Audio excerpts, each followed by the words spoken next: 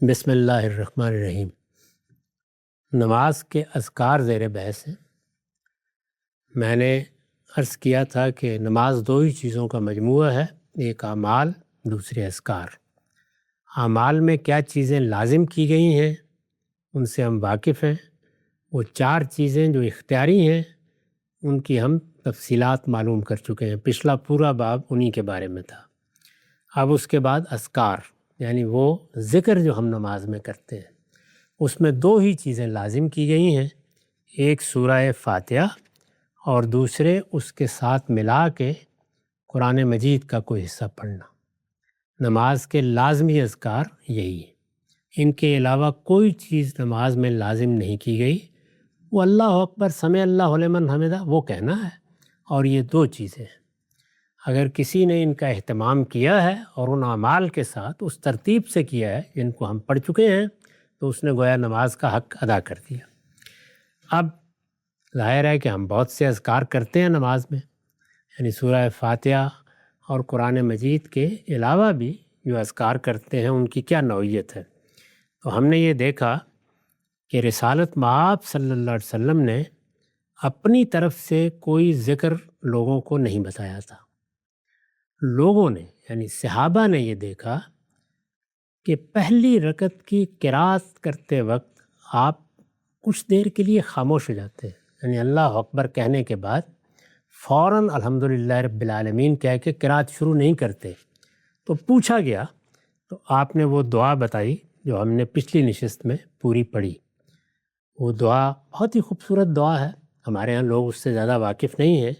وہ رسول اللہ کی دعا ہے، وہ معلوم ہو گئی۔ اب کوئی شخص چاہے تو وہ دعا کر لے، چاہے تو کوئی دوسری دعا کر لے، اپنی زبان میں کر لے، عربی زبان میں کر لے۔ اس کے بعد پھر ہم رکوع کرتے ہیں۔ تو اب یہ بتایا کہ رکوع میں رسالت مآب کیا پڑھتے تھے، اسی طرح جب لوگوں نے پوچھا تو بتا دیا آپ نے۔ وَإِذَا رَكَعَ، جب آپ رکوع کرتے، قال تو فرماتے اللہم لکا رکعت و بکا آمنت و لکا اسلمت خشع لک سمعی و بصری و مخی و عظمی و عصبی۔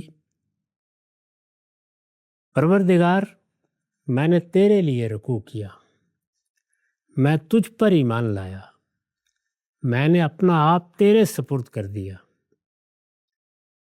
میری سماعت، میری بصارت، میرا دماغ، میری ہڈیاں، میرے اعصاب سب تیرے سامنے سرنگوں ہو گئے۔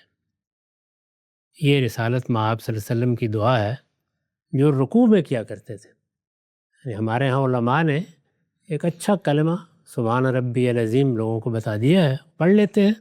میں نے عرض کیا کہ ان میں سے کوئی چیز بھی ضروری نہیں ہے، یہ لوگوں کے اختیار پر چھوڑ دیا گیا ہے۔ لیکن رسول اللہ کی دعا یہ ہے، اور رسول اللہ کی یہ دعا بھی ایک موقع پر معلوم ہوئی، آگے اور دعائیں معلوم ہوں گی۔ فَإِذَا رَفَعَ رَأْسَهُ، پھر ہم سر اٹھاتے ہیں، یعنی رکوع میں جاتے ہیں، رکوع کے بعد پھر قومے کے لیے کھڑا ہوتے ہیں۔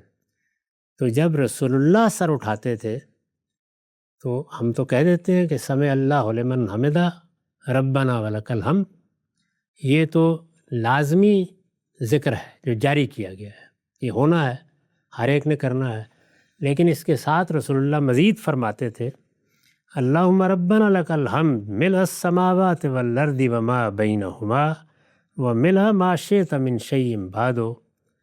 اے اللہ، ہمارے پروردگار، ہم تیرے ہی لیے ہے، اتنی حمد جس سے آسمان بھی بھر جائیں، زمین بھی بھر جائے، آسمان اور زمین کے درمیان کی ہر چیز بھی بھر جائے، اور ان کے بعد اس کے برابر جتنا جو چاہے بھر جائے۔ تو یہ پاکیزہ کلمات بھی رسالت مآب کی دعا ہے جو رکوع سے سر اٹھانے کے بعد آپ فرمایا کرتے تھے۔ رکوع سے اٹھ کر ہم کھڑے ہوتے ہیں تو پھر سجدے میں چلے جاتے ہیں۔ وَإِذَا سَجَدَ، یہ بیان کرتے ہیں کہ جب آپ سجدے میں جاتے تھے تو فرماتے تھے قال اللہم لکا سجدت و بکا آمنت و لکا اسلمت۔ سجد وجہی للذی خلقہ وصور وشق سمعہ وبصرہ تبارک اللہ احسن الخالقین۔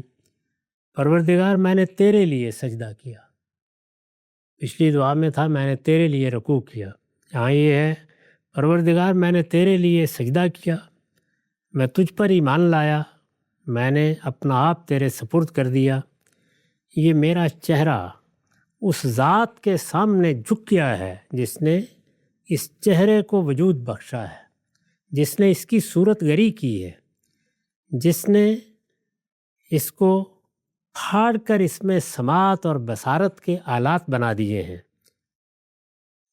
بڑا ہی بابرکت اور فیض رساں ہے وہ اللہ جو سب بنانے والوں، سب خلق کرنے والوں میں سب سے اچھا خلق کرنے والا ہے۔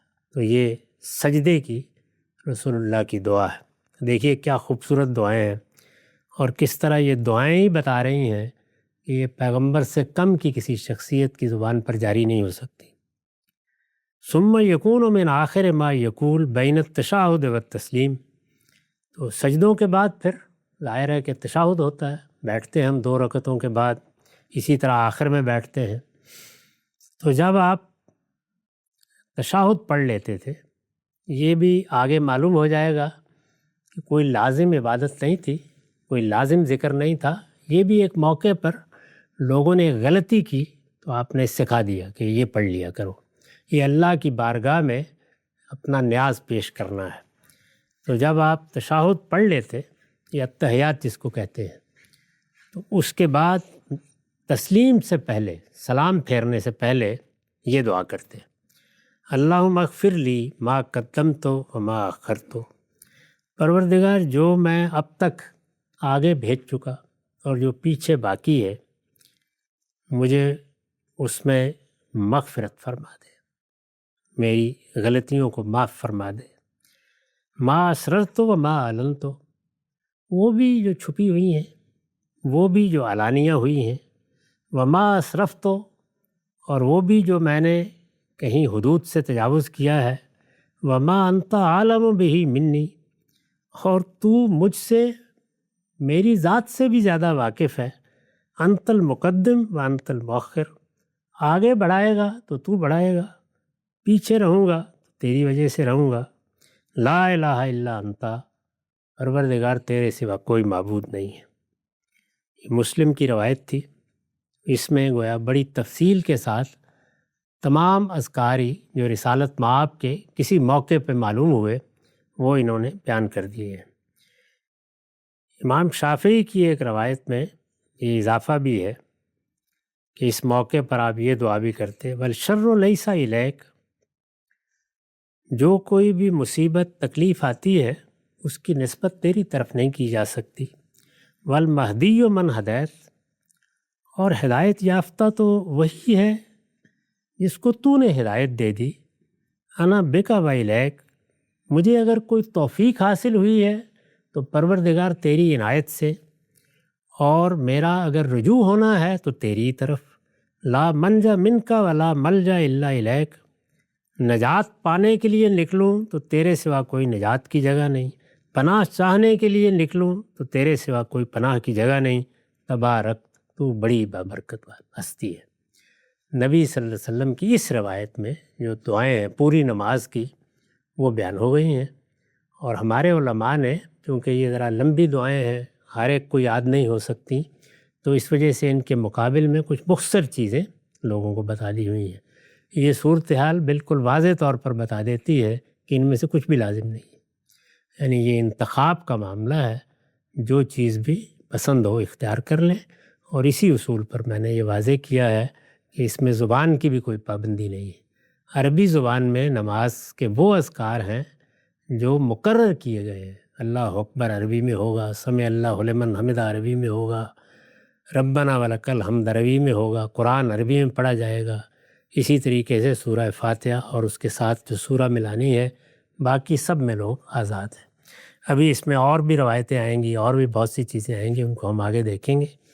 وآخر دعوانا الحمدللہ رب العالمین۔